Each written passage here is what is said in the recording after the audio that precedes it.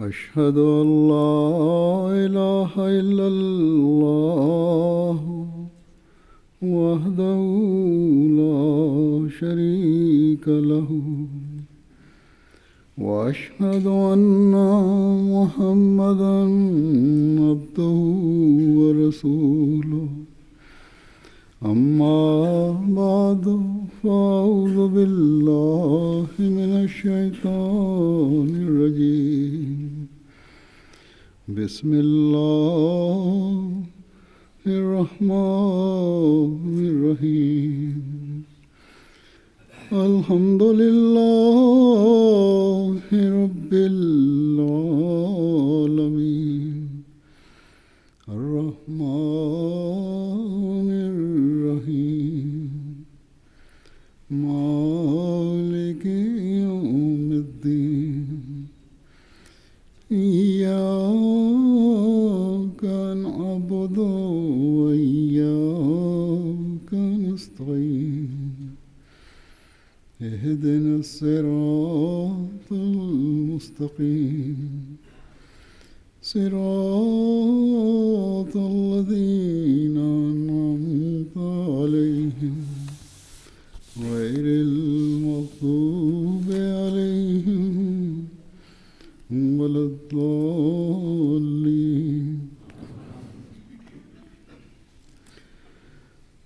हज़रत मसीह मऊद अलैहिस्सलाम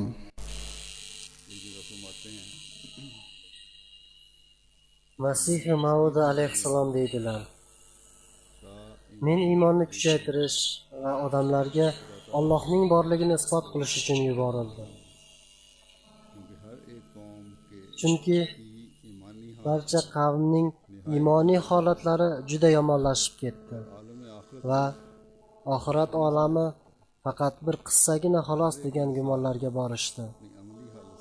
Har bir inson dunyo va uning martabalari hamda shon va shavkatiga aniq ishonishini amal tili bilan ochiq ravshan aytmoqda.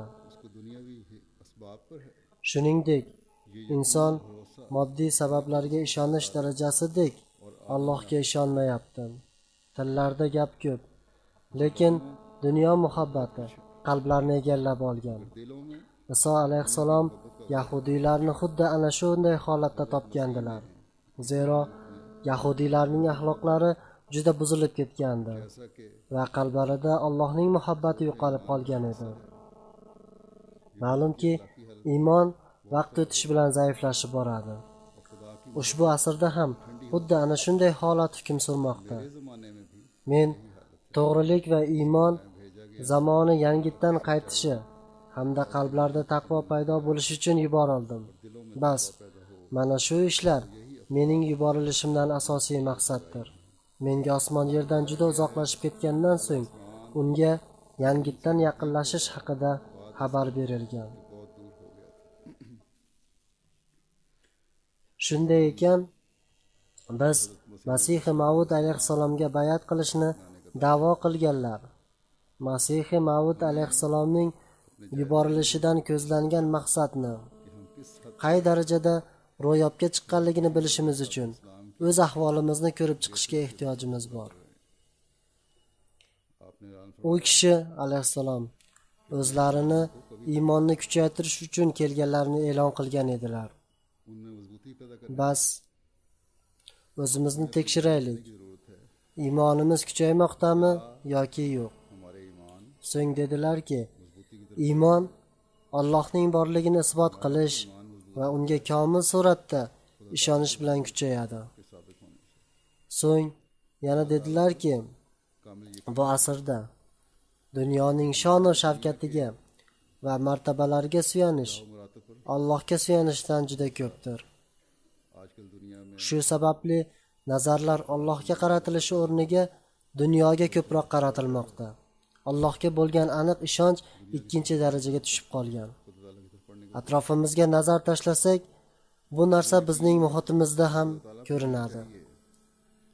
Lekin dunyo ahlining moddiy vositalarga ishonchi va suyanishi Allohga suyanishdan ko'proq ekanligini ko'rish uchun atrofimizga boqmaylik. Balki dunyoviy vositalarga ko'proq suyanamizmi yoki Allohga tavakkal qilamizmi deb o'zimizni tekshirish uchun atrofimizga nazar tashlaylik. Agar biz hatto bayatdan so'ng ham Allohning ma'rifatiga haqiqiy suratda ega bo'lmasak, u holda bayatning hech qanday foydasi yo'q va o'zimizni Ahmadiylar deb atashimizning ham ahamiyati yo'qdir. Agar bugungi kunda biz moddaparast kishilarni xursand qilish va ularni rozi qilish tashvishida yursak va bu tashvishimiz Allohning rizosi talabidagi tashvishimizdan ko'p bo'lsa, bas Masihi Mavud alayhissalomning yuborilishidan ko'zlangan maqsadni ro'yobga chiqara olmaymiz va bayatimizga vafo qilmagan bo'lamiz.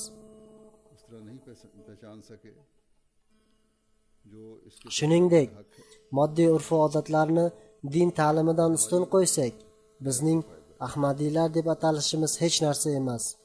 Hazrat alayhissalom deydilar: "To'g'ri, til bilan biz Allohga va uning barcha narsadan ulug' va ustunligiga ishonamiz hamda uning muhabbati barcha muhabbatlardan g'olib deb iddao qilish bor. Lekin amalda dunyo muhabbati qalblarni egallab olgan. Shuning uchun dunyo ahli, xoh u musulmon bo'lsin yo musulmon bo'lmasin, dunyo muhabbatiga g'arq bo'lganligini ko'rmoqdamiz. Dunyo lazzatlari va buzuq ishlari insonni Allohdan juda uzoqlashtirib yubordi. Musulmonlar 24 soat mobaynida 5 marta namozni qoyim qilishga va uning rizosi va muhabbatiga yetmoq uchun ibodat qilishga buyurilganlar. Lekin voqelikda ko'rib turganimiz buning tamomi aksidir. Shuning uchun Ahmadiy ana shu jihatdan boshqalarga qaragan paytda avvalo o'z ahvolini tekshirib ko'rsin. 5 vaqt namozni Alloh buyurganidek ado qilyapmizmi yoki yo'qmi? Ibodatlarimiz darajalarini ko'tarishga Alloh buyurgandek sa'y-harakat qilyapmizmi yoki yo'qmi?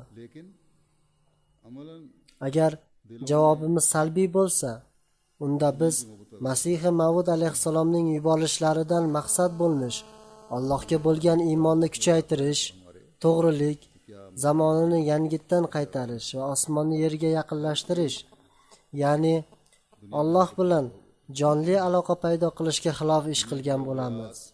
Shubhasiz, iymonimizdagi va amallarimizdagi kamchiligimiz Masihi Mavud alayhissalomning da'volarini bekorga chiqarmaydi.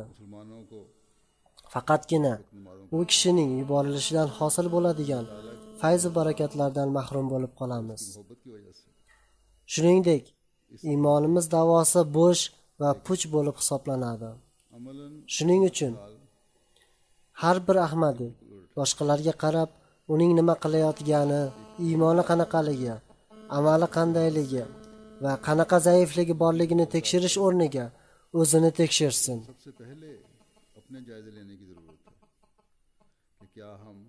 Bayat ahdi paymoniga qay darajada vafo qilyapti? Chiroyli amallarni qay darajada amalga oshiryapti? O'zining axloqiy ahvolini qay darajada tuzatyapti? Va dinni dunyodan ustun qo'yish va'dasiga qay darajada amal qilyapti?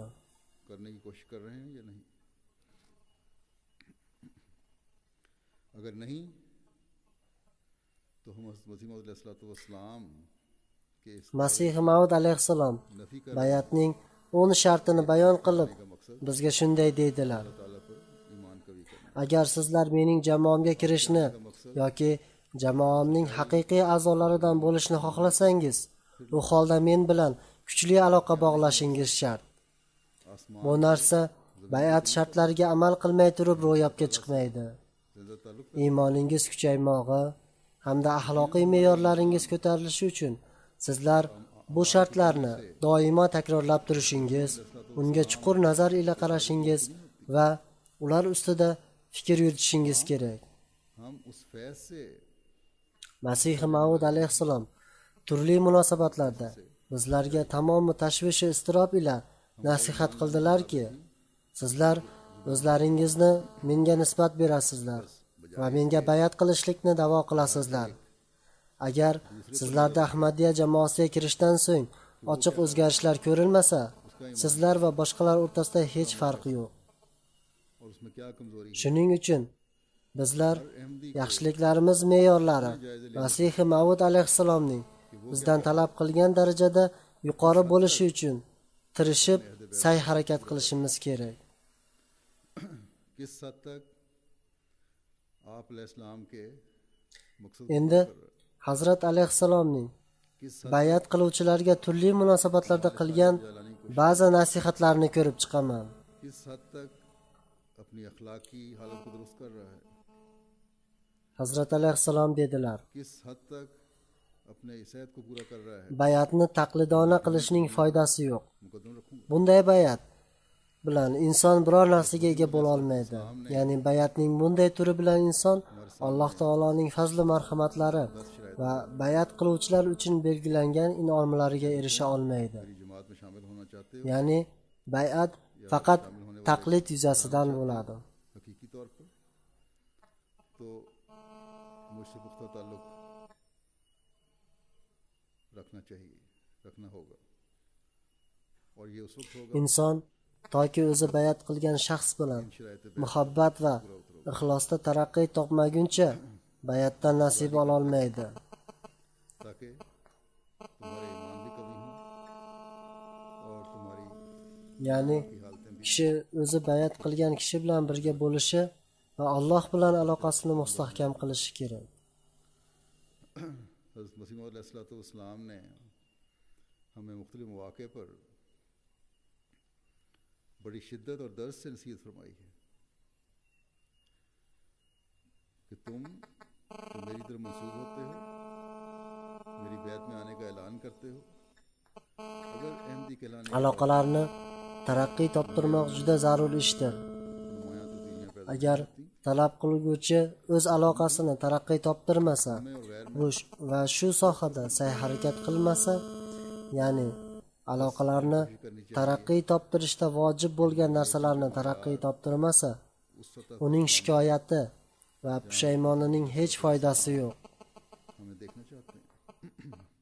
Ya'ni shundan so'ng बाद में Alloh taolo bizga va'da qilgan izzat ikrom va inomlarni ato qilmayapti deb shikoyat qilmasligingiz kerak. उनका मैं जिक्र करूंगा। आप एक जगह फरमाते हैं कि बैत रस्मी फ़ायदा नहीं देती, ऐसी बैत से हिस्सेदार होना मुश्किल होता है। यानी इस बैत से अल्लाह ताला Shuning uchun muhabbat va ixlos aloqalarida imkon qadar taraqqiy topmog'ingiz kerak. Shuningdek, kishi o'z murshidining tamomi sulugi va e'tiqodi ila tuslanmog'i kerak. अगर सिर्फ रस्मी बैत है, फरमाया कि उसी Ya'ni का हिस्सेदार होगा o'zingiz bayat qilgan kishining yo'lida yurishingiz kerak va shu me'yorga e'tiqod jihatdan yetmoqqa harakat qilish kerak. और अखलाक के साथ उसके साथ हो जावे, यानी जिसकी बैत की है उसके साथ हो जाए।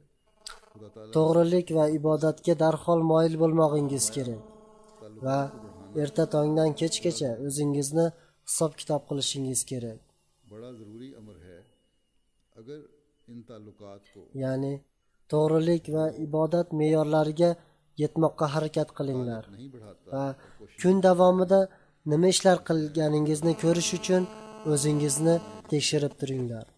अगर वो नहीं बढ़ाता ये ताल्लुकात और कोशिश नहीं करता इसके लिए, अल्लाह से भी ताल्लुक और जिसकी बैत की है उससे भी ताल्लुक, तो उसका शिकवा और अफसोस बेफ़ायदा है। तो ये शिकवा ना करो कि अल्लाह ताला मुझे उन इनामात से नवाज रहा जिनका वादा है। फरमाया कि मोहब्बत और इखलास का ताल्लुक बढ़ाना चाहिए जहाँ तक मुमकिन हो। इंसान मुर्शद के हम रंग हो।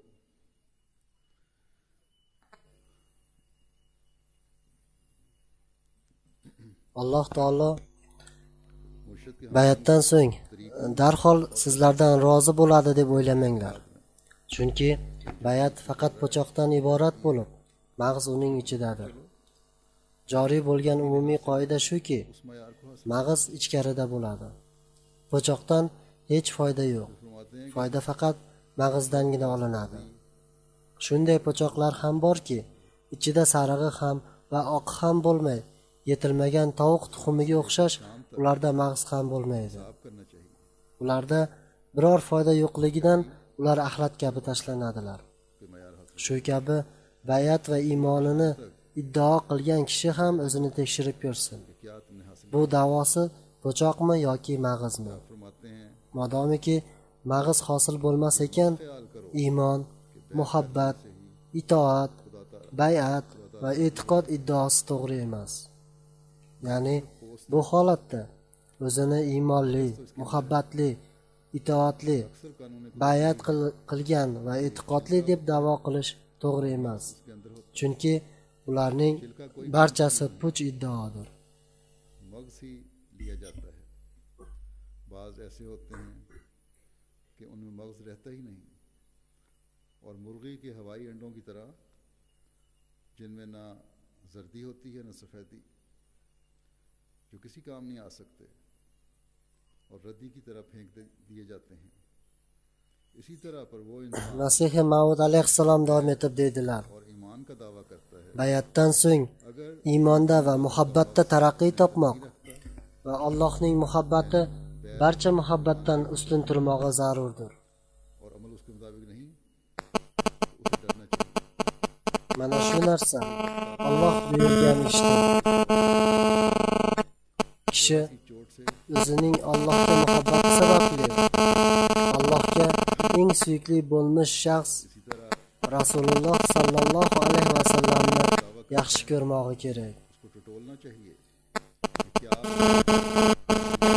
Shuningdek, Masih Maud alayhissalomning xilofatni va vatandoshlarini yaxshi ko'rmog'i kerak. इताअत, बैत, एतकाद, मुरीदी और इस्लाम का मुद्दई सच्चा मुद्दई नहीं। तो ये सब बातें गलत हैं कि मैं ईमान लाया, मेरी मोहब्बत है, मैं कामिल इताअत करने वाला हूँ, मैंने बैत की हुई है, मैं एतकादी तौर पर यकीन रखता हूँ, मैं सच्चा मुसलमान हूँ। फरमाया ये सिर्फ दावा So'ng Masih Maud alayhissalom deydilar: itoatkorlikda oliy namuna bo'lmoqingiz kerak. होनी चाहिए, Itoatdan murod होनी चाहिए। kishining xalifa yoki jamoat tizimining qaroriga o'z rag'batiga ko'ra itoat qilishi और फिर hamda ताला से मोहब्बत agar tabiatiga muvofiq kelmasa u qarorni करे रसूल o'zicha sharh qilib yoki unga e'tiroz bildirishi emas. से मोहब्बत हो, खिलाफत से मोहब्बत हो और आपस में Demak, Masih Maud alayhissalom deydilarki, agar sizlar bayat qildik deb da'vo qilsangizlar, u holda komil itoatkor ham bo'lishingiz kerak. So'ng bayat qiluvchining bugundan e'tiboran, ya'ni bayatdan so'ng unda hech narsa qolmaganligi va barcha narsa Allohniki bo'lib qolganligini e'lon qilgandan so'ng uning bayat, e'tiqod, itoat va haqiqiy islomga amal qilish iddaolari to'g'ri hisoblanadi. अगर है Haqiqat shuki, भी कामिल होनी bayatdan maqsad inson o'zini Allohga sotishidir. So'ng alayhissalom birodarlardan biriga nasihat qilib deydilar: मुरीदी का दावा esda tutinglarki, bayatdan so'ng करने का o'zingizda o'zgarish paydo qilishingiz zarurdir. Agar bayat qilguvchi o'zini o'zgartirmasa, bu bepisandlikdir. Ya'ni bu tavba va bayatni mensimaslik va ularni hurmat qilmaslikdir. ताला करे Bayat bolalarning o'yini emas. Ya'ni bayatingning ado qilinishi kerak bo'lgan talablari bor. फिर एक दोस्त को Haqiqiy bayat shundayki, eski hayot foniy bo'lib, yangi hayot boshlanadi. Demak, kishi barcha narsalarda o'zgarish paydo qilishga majbur bo'ladi.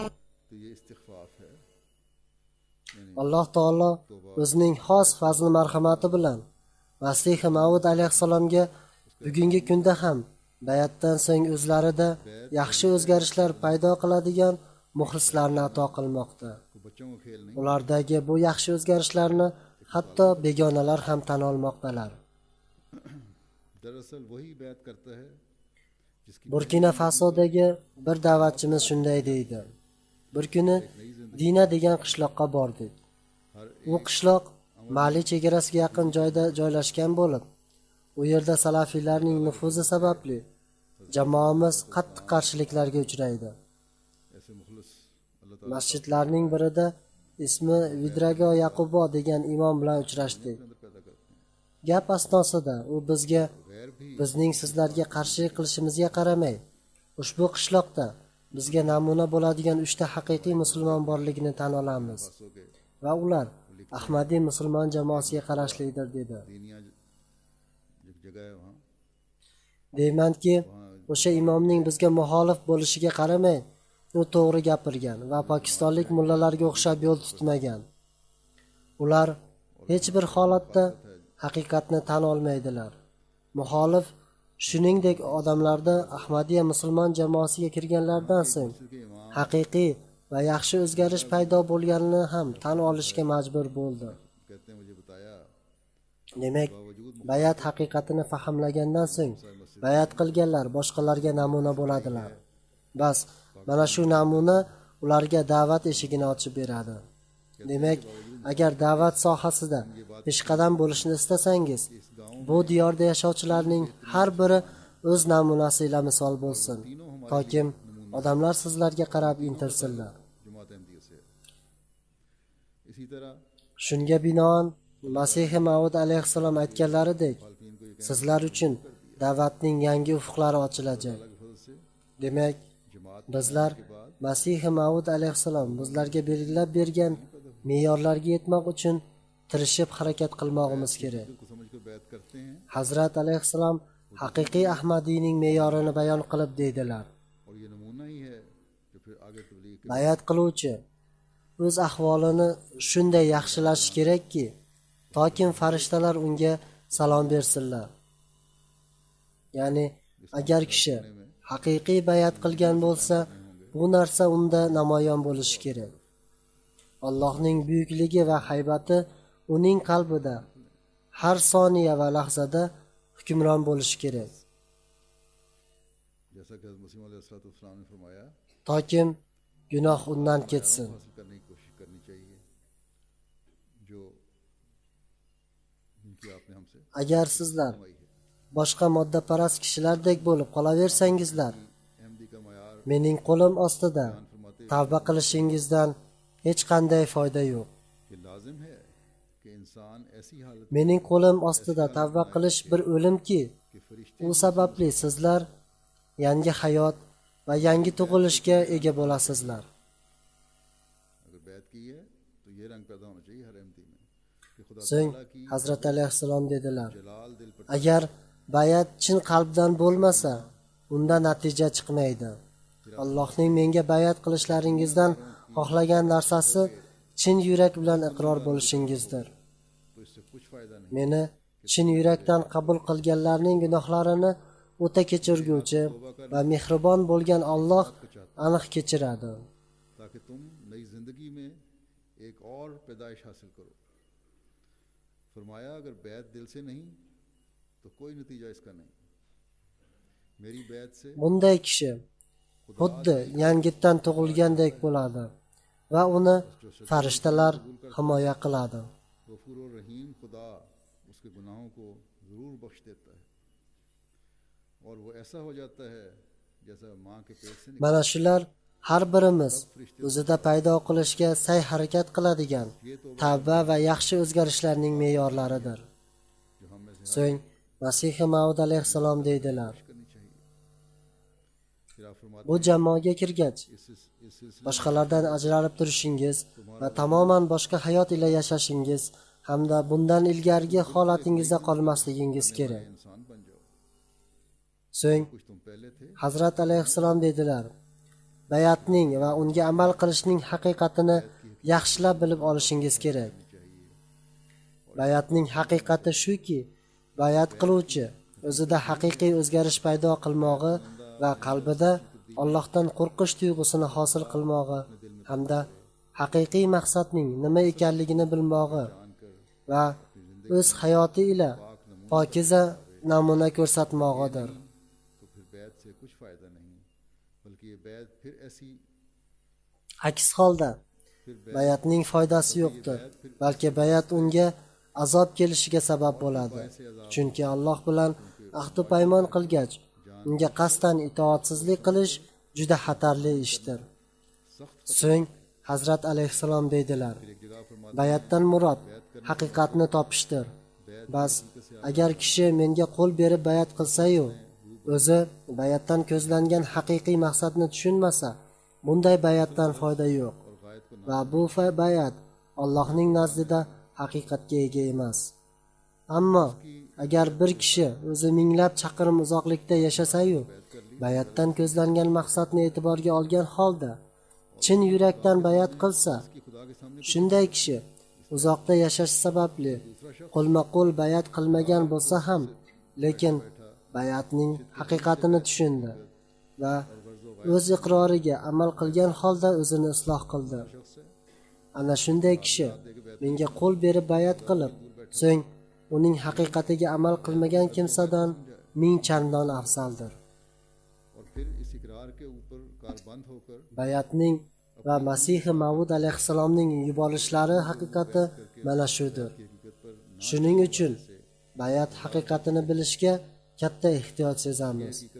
Oldindan aytilgandek, kishi Masihi Mavud alayhissalom belgilab bergan 10 bayat sharti ustida fikr yuritgan va ularga ko'ra amal qilgan paytda bayatning haqiqati bilinadi. पहले बयान हुआ है Biroz oldin afrikalik bir birodarning misolini keltirib, Ahmadiylar o'zlari minglab chaqirim uzoqlikda bo'lganlari holda qanday qilib boshqalarga namuna bo'layotganlarini aytdim.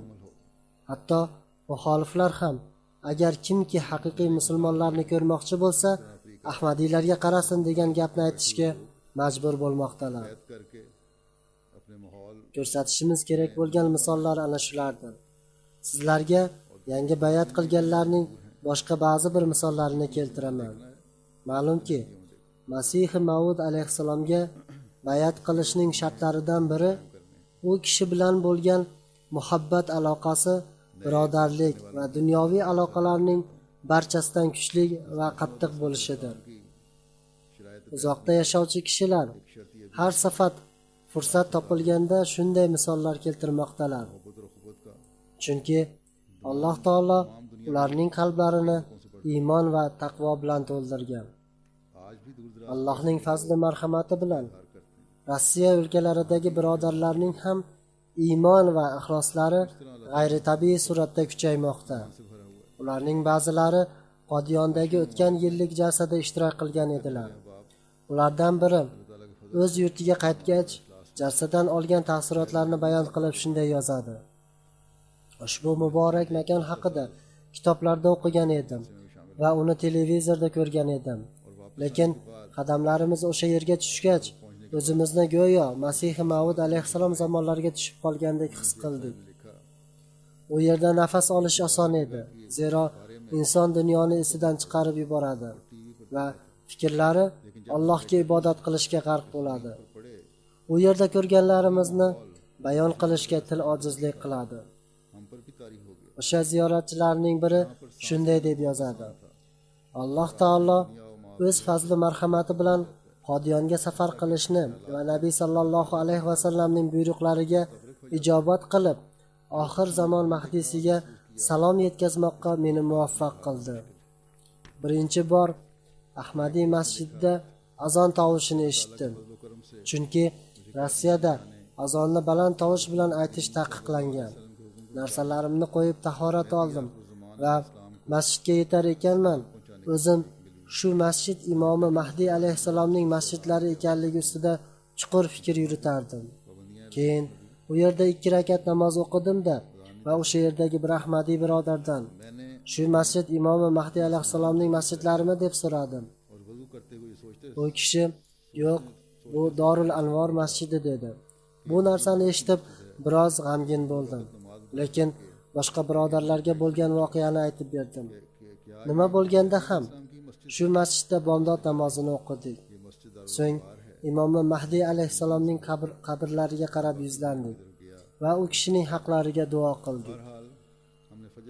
O'sha paytda Alloh taologa bo'lgan shukrona tuyg'ular meni shunday qamrab olgan ediki, uni aytishga tilim ojizlik qiladi. So'ng Qodiyonning boshqa joylariga bordik va Imom Mahdiy alayhissalomning masjidlarini, Baytul Fikr, Baytud Duo va Hazrat alayhissalom tavallud topgan uylarni hamda kunlarini ro'za bilan o'tkazgan uylarni ziyorat qildik. Shuningdek, Nur masjidini ham ziyorat qildik. Shu makonlarning har birida duolar qildik. Ta'bir qilib bo'lmaydigan bir ruhiy holatda edik va o'zimizni xuddi boshqa bir olamda turgandek his qildik. O'sha joydagi barcha muhim joylarni ziyorat qildik. Shuning uchun men o'zimni juda baxtiyor hisoblayman. Ana shu kabi odamlar hozirda dunyoning barcha joylarida tarqalmoqdalar. Ularning ko'plari Qodiyonni ziyorat qilishga qodir emaslar, lekin ziyorat qilganlari ixlos va vafodorlik ila to'lib toshadilar. Ularning ixlos va vafo to'la maktublaridan inson hayratga tushadi. Chunki ular dunyoviy ehtiyojlariga ahamiyat berish o'rniga o'zlarining ruhoniy holatlariga ahamiyat bera boshlaganlar. Oxirgi muddatda Singapurni ziyorat qilgan edim. U yerga Indoneziyadan ko'p sonli kambag'al ahmadiylar katta masofalarni bosib kelishdi. Ular orasida shundaylari ham bor ediki, hatto yo'l xarajatlariga ham puli yo'q edi. Lekin bir parcha yer joyi yoki boshqa bir narsasini sotib bo'lsa ham safarga pul topib Singapurga yetib kelgan. So'ng ular duo talab qilganlarida o'z dunyolari va qazoyi hojatlari uchun biror narsa so'ramadilar, balki o'z bolalarini dinda sobit qadam bo'lishlari va ularning otalari erishgan bu ne'matlarni zoya qilmasliklari uchun duo talab qildilar. Erkak va ayollarning barchasi ham ana shunday tuyg'ularda edilar. Bundan tashqari, xilofatga nisbatan qalblarida odatdan tashqari muhabbat bo'lib, bu kishining Alloh yo'lida o'z qalbida tutadigan o'sha muhabbat va birodarlik edi. Dinni dunyodan ustun qo'yish hamda birodarlik va muhabbatning mustahkam aloqalarini namoyon qilishga boshqa misol keltiraman.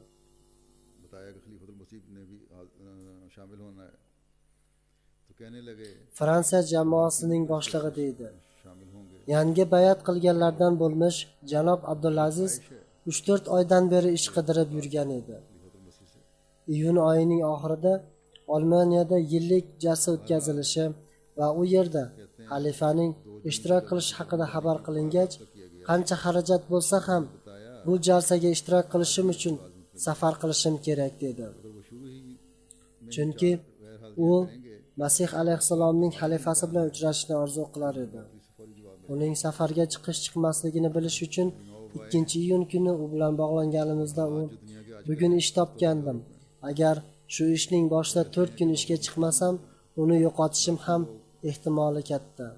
Bu birodar yangi bayat qilganlardan bo'lib, butun dunyodagi iqtisodiy sharoit va xususan Yevropadagi sharoit yaxshi emas. Ish topish juda qiyin bo'lib qolgan va 100 minglab odamlar ishsiz bo'lib qoldilar. Agar bu ishni yo'qotsam ham shu jalsaga ishtirok qilishim va Masih alayhissalomning xalifasi bilan uchrashmog'im uchun safar qilishim kerak dedi. Allohga hamd bo'lsinki, u kishi jalsada va o'sha yerda o'tkazilgan bayatda ishtirok etdi. Malidagi da'vatchimiz bunday yozadi. Mintaqamizdagi yangi ahmadiylardan bo'lmish janob odam Kolabali bir firmada ishlaydi. Bu birodar Xudomul Ahmadiya majlisida ishtirok qilish uchun chaqirildi. Shu paytning o'zida firmasida ham muhim bir majlisga chaqirildi. U majlisga ishtirok qilmasligi ishini yo'qotishga olib kelishi mumkin edi. Nima bo'lsa ham, bu birodar o'sha majlisga e'tibor bermay company का मालिक jamoaning majlisiga ishtirok qilish uchun keldi. Firmaning majlisiga ishtirok qilish uchun qaytganda juda ham kech qolgandi va majlis tugab bo'lgandi. Bu ish firma boshlig'ining g'azabini qo'zg'atish ehtimoli bor edi. Lekin u birodar dinni dunyodan ustun qo'yganligi sababli firma boshlig'i uning ishidan mamnun bo'ldi va hatto unga mukofot tarzida bir mototsikl berilishini e'lon qildi. Yangi bayat qilgan shu birodar deydiki, shu mukofotga Ahmadiyya jamoasining barakati tufayli erishdim. Darhaqiqat, u kishi dinni dunyodan ustun qo'yish va'dasiga vafo qildi va Alloh taolo uni izzat ikrom qildi va ne'mat ato qildi. एक दो को तो मैं जानता हूँ जो फिजी के थे, नई नई नौकरियां थी लेकिन छोड़ के आ गए और जलसे में शामिल हुए। लेकिन बहुत से ऐसे भी यहाँ हैं जिन्होंने अपने कामों की वजह Bu yerdagi jalsa asnosida ham हालांकि नौकरी Fiji orollaridan kelgan जलसे में ba'zi birodarlar men bilan uchrashdilar. Ularning ba'zilarini tanimayman ham, ba'zilarini taniyman ham. Ba'zilari ishlarini yaqinda boshlaganlar, lekin shunga qaramay ishlarini tashlab jalsaga ishtirok qilish uchun keldilar. का Ammo bu mamlakatda ham garchi ishlarga xatar bo'lmasa-da, ba'zi ishlari yoki boshqa sabablar tufayli jalsaga ishtirok qilmaganlar bor. Ular jalsada ishtirok qilishlari kerak edi. IV को उससे Uzoq yurtda yashaydigan bir birodarning ixlosi va din ilmlariga tashnaligi haqidagi yana bir misolga qaranglar. मुझे कबूलियत So'ng Alloh taolo uni qanday izzat ikrom qilganiga qaranglar. निशानत दिखाए। Koddivorlik birodar Umar Singhori deydi. साथ ने फरमाया ना कि मेरी बेइज्जत Ahmadiy jamoasiga kirganimdan so'ng ताल्लुक पैदा हो। Alloh taolo menga duoning ijobat bo'lishi va Masih Maud alayhissalomning sodiqliklarining ko'pgina alomatlarini ko'rsatdi हालत ऐसी थी va har kuni ko'rsatishda davom etmoqda. Bu narsa kun sayin mening iymonimni oshirmoqda. मैंने दुआ की Bu Masih Maud alayhissalom aytgan: "Mening yuborilishimdan maqsad Alloh taolo bilan aloqa bog'lash" degan narsaning o'zi. करें Koddivar jalsasi kunlari yaqin edi, lekin iqtisodiy ahvolim ayanchli edi. Shu sababli safarga chiqish uchun pulim yo'q edi. Shunda Allohga duo qilib bunday dedim: "Ey ilohim, sening mahdiying haqdir va u kishi asos solgan jalsaga ishtirok qilishni xohlayman. जलसा पर जाने में 2 रोज रहे। Ularning jalsaga ahamiyat berishlariga qaranglar. फिर जलसे पर Shuning uchun har bir Ahmadiy o'zini hisob-kitob qilishi kerak. लेकिन कहते हैं मैंने दुआ जारी रखी। Bas, o'z huzuringdan menga ushbu safar uchun mol ato qil, toki bu narsa Imom Mahdiy alayhissalomning haq ekanligiga oyat alomat bo'lsin. आपका इंतजार कर रहा Keyingi kun Ahmadiy bo'lmagan bir birodar o'zining jalsaga ishtirok qilish xohishini bildirdi. हूँ और ये कहा Men o'zim va uning ismini jalsaga boruvchi musofirlar ro'yxatiga yozdirdim. दिल में डाला। Kunlar o'tib, jalsaga 2 kun qoldi va haligacha menda hech qanday mol yo'q edi. अदा किया। Ya'ni safar xarajatlariga pul yo'q edi. Duoda davom etdim. O'sha kuni bir ish bilan qo'shni qishloqqa borishga majbur bo'ldim. U yerda bir kishi bilan uchrashdim. U kishi men seni kechadan beri kutib turibman dedi. So'ng qo'limga 20 ming frank berib bu senga dedi. Ya'ni Alloh taolo o'sha shaxsning qalbiga shu pulni berishni solgan. Pulni olib Allohga shukronalar qildim. 16 ming frankni 2 kishi uchun safar xarajatiga to'ladim va 4 mingni esa safar oziqasi uchun olib chiqdim. Bu ilohiy fazli marhamat o'sha birodar ham yozganidek, ularning iymonini ziyoda qilishi aniq. Demak, bayatdan so'ng unda dunyoga rag'bat qo'yishdan ko'ra dinga rag'bat qo'ydiradigan o'zgarish paydo bo'lgan. Bas, u biror kishiga yuzlanmay, uning ehtiyojini muhayyo qilishi va tadbirini qilishi uchun Allohga iltijo qilishda davom etaverdi. ये लोग Bas, ईमान में मजीद Alloh uning duosini qabul qildi नस्लों को बताएंगे तो उनके ईमान में भी तरक्की होगी। va orzusiga erishtirdi. Xo'sh, kim ham ana shunday iymon sohiblarining qalbiga Ahmadiy yolg'onchi deya Alloh panoh bersin, shubha sola oladi. Axir Alloh mavjud emasmi? Ana shunday kishilar iymonlari muntazam ziyoda bo'lib borishi aniq. Ular o'zlarining kelgusi avlodlariga ana shu ishlarni xabar bergan paytlarida ularning ham iymonlari taraqqiy topajak. Hozirda Ahmadiylar o'zlarida pokiza o'zgarishlar paydo qilib, Masihi Mavud alayhissalom aytganidek, Alloh va uning rasuli buyruqlariga ijobat qilishsa, ana shunda ularning haqiqiy iymonlari namoyon bo'ladi. Endi sizlarga qanday qilib Alloh taolo Yevropada yashovchi bir ahmadiy qizning iymonini himoya qilishdagi harakatlariga muvaffaqiyat berib, o'ziga esa inomlar ato qilgani haqida aytib beraman. Shveysariyadagi mas'ul da'vatchi deydi: Ahmadiy qizlar kasb ta'limini olayotgan edilar. Haftada firmaning o'quv qismiga 2 kun o'qishga borib, 3 kun bir firmada ishni o'rganishlari kerak edi. O'sha firmada bittagina musulmon qiz bor edi. Firma unga namoz uchun joy tayyorlab bergan edi. Shu qiz firmada ishlashni boshlaganda, firma to'satdan katta daromad ola boshladi va yangi mijozlar orttira boshladi. Hatto qisqa muddat ichida 2 qo'shimcha binoni ijaraga olishga va bir necha yangi xodimlarni ishga olishga majbur bo'ldi. O'zi o'qiydigan qismda suzish amaliyoti darslarining zaruriy shartlaridan edi. U yigitlar bilan birga suzishdan bosh tortdi va agar qizlar uchun maxsus joy bo'lsa, e'tirozim yo'q dedi. O'quv qismi rahbariyati hamma qatori uning ham yigitlar bilan suzish uchun unga bosim o'tkazdi. Lekin u bosh tortdi. Shunda o'quv qismi firmaga uning ustidan shikoyat qildi. Firma ham suzish amaliyotiga ishtirok qilish zarur shart ekanligida turib oldi va agar suzishda ishtirok qilmasan, ishdan bo'shatib yuboramiz deyishdi. Qiz o'z iymonida mahkam turib oldi va qo'lingizdan kelgan ishni qilavering. Men yigitlar bilan suzmayman dedi. Oxirida firma u qiz bilan qattiq muomala qilgach, qiz ishdan bo'shadi va o'qishni tashladi. So'ng xususiy bir o'quv qismiga yozildi. E'tiborga loyiq narsa shuki, Alloh o'zining ajib bir ishini ko'rsata boshladi. Firmaning foydalari zararga aylana boshladi. Firma boshlig'i bu ish biror begunohning duosi tufayli bo'lgan ko'rinadi deb ochiqchasiga aytdi. So'ng o'sha firmadan bir kishi qizga elektron pochta orqali xat yozib, firmani tark qilganingdan so'ng sen bir necha kun ishchi xodimlar gaplarining mavzusi bo'lib qolding. Undan keyin hech kim seni eslagani yo'q.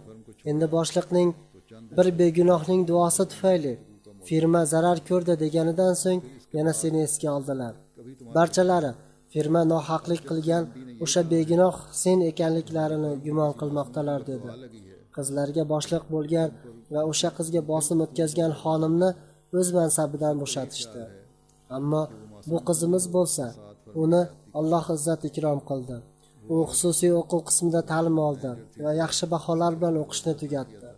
Allohning rizosini barcha narsadan ustun qo'ydi va o'zining moddiy orzulariga ham erishdi. Ushbu voqeada qizlarimiz uchun dars bor.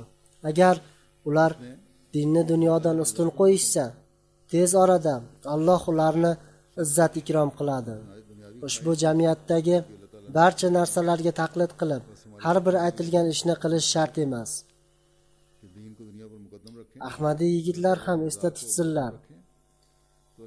Jamiyatning yaxshi narsalarini olsinlar va yomon narsalardan tiyilsinlar. Suzish qizlar uchun man qilingan emas, balki uni o'rganishlari kerak. Bu yaxshi ish. Lekin faqat qizlar bilan qizlarni suzishga zo'r berib chorlash shu asrda paydo bo'lgan narsadir.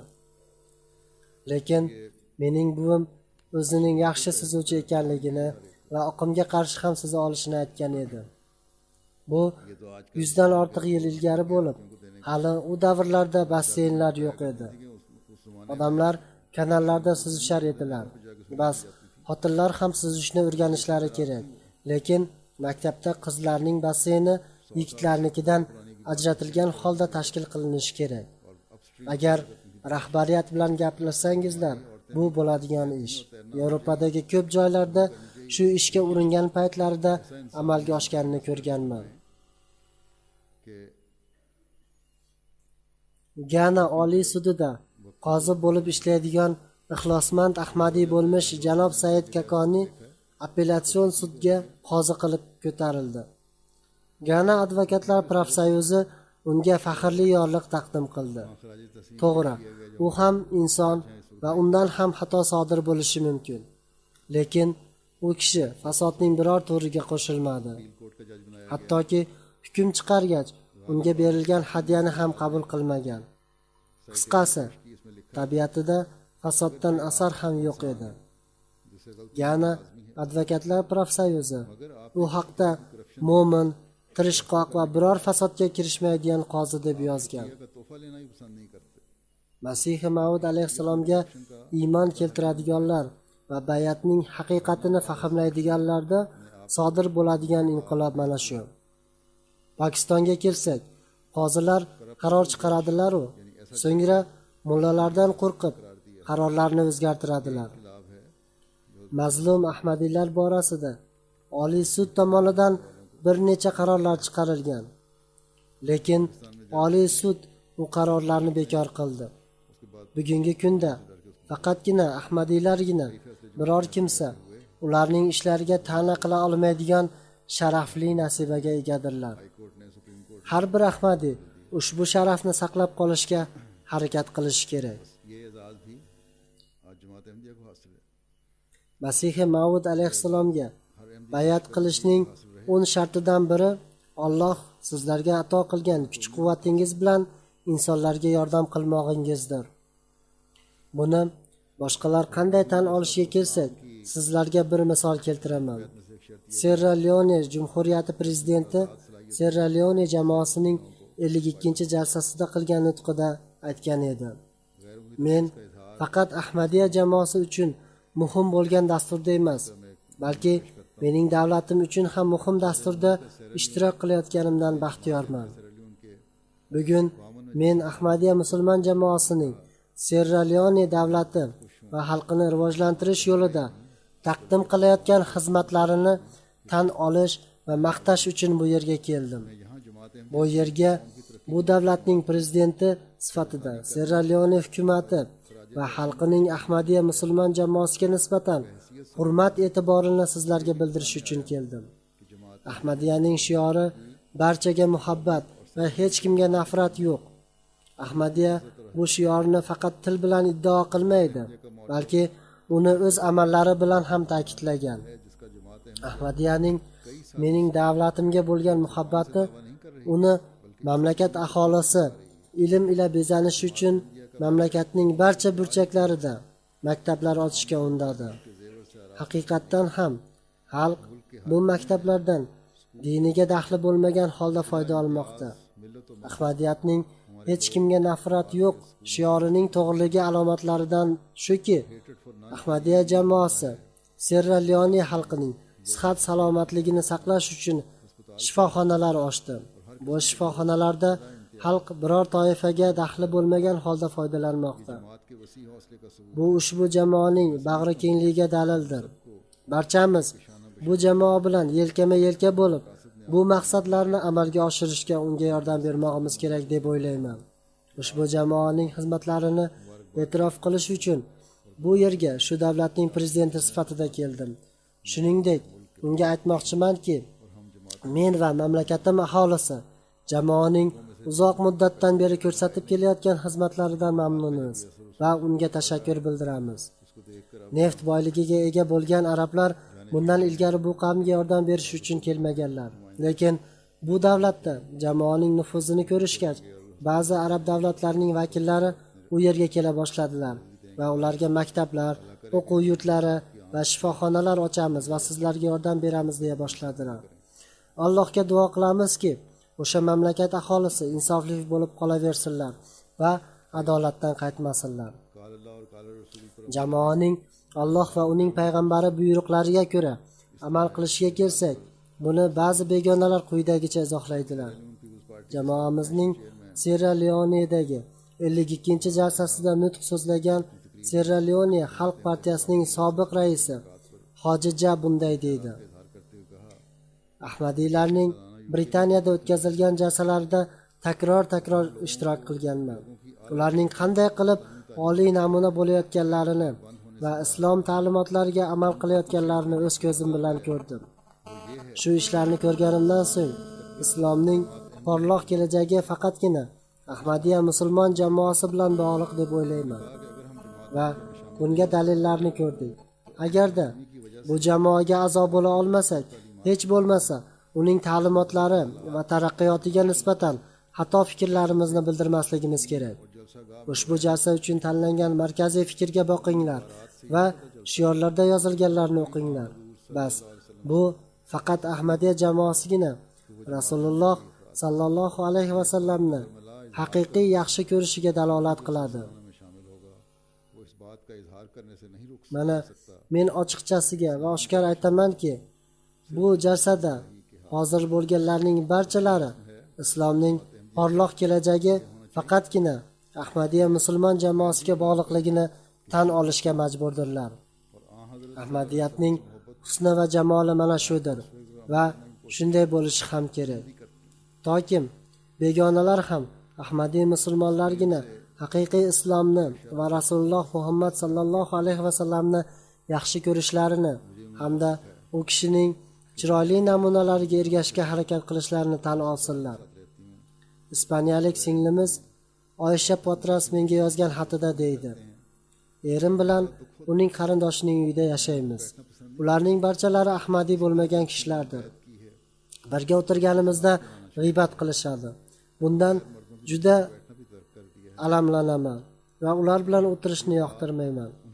Bayat qilganimdan buyon erkaklar bilan qo'l olishib salomlashish va ular bilan birga o'tirishni tark qildim.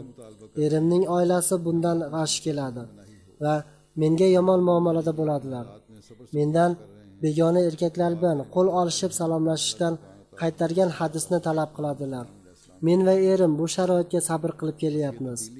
Imomi zamon ta'limotlariga erkin holda amal qilishimiz uchun Alloh bizga uy bersin deb duo qiling. O'sha yangi bayat qilganlarning qalblarida paydo bo'ladigan pokiza o'zgarishlar mana shulardir. Shuning uchun biror Ahmadiy xotin-qiz muammoga uchrab nima ham qilardik? Bizlarda ba'zida erkaklar bilan qo'l olishib salomlashishga majbur bo'lamiz demasin. Men deymanki, erkaklar bilan qo'l berib salomlashishga hojat yo'q. Madomki islom bundan qaytargan ekan, bu hukmga itoat qilishingiz kerak. Shu kabi erkaklarning ham vazifasi nomahram ayollari bilan qo'l berib salomlashmaslikka harakat qilsinlar. Allohning fazli marhamatiga erishmoqni xohlar ekansizlar, sizlarga qanchalik e'tibori past ko'rinsa ham barcha ahkomlarga amal qilishga harakat qilishingiz kerak.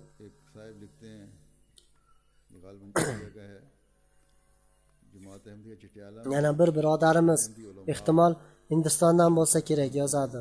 Ba'zi mullalar va yomon kimsalar Chatyola qishlog'idagi markazimizga hujum qildilar va bizlar qurgan masjidni egallab oldilar.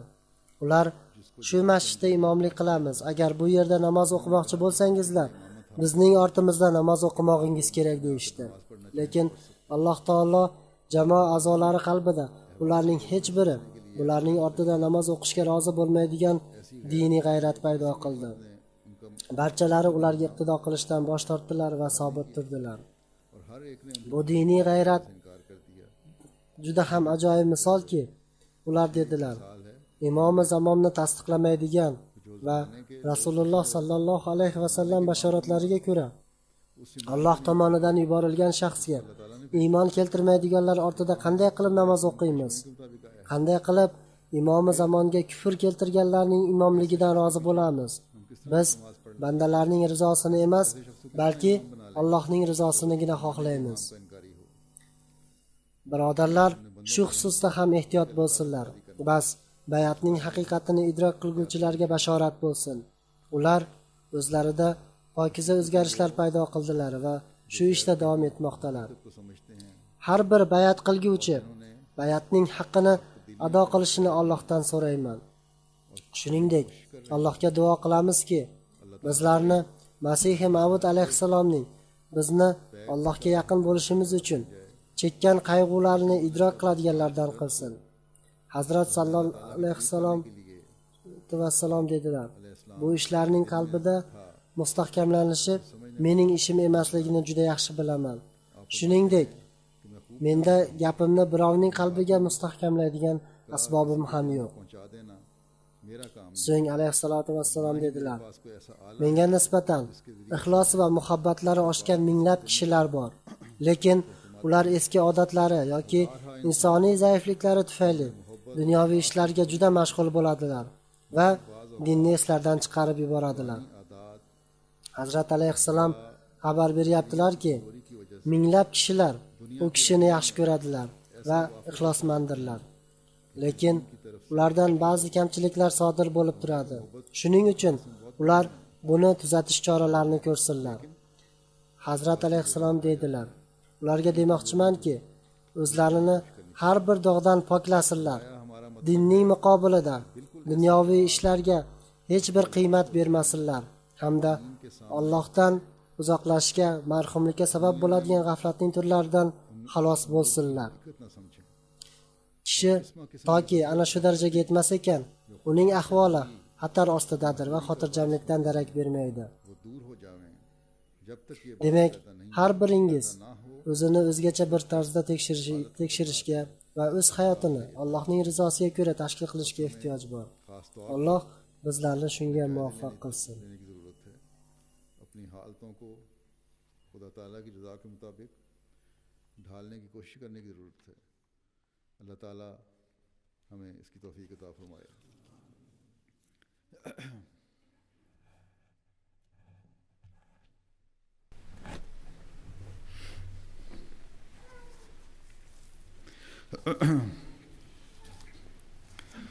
الحمد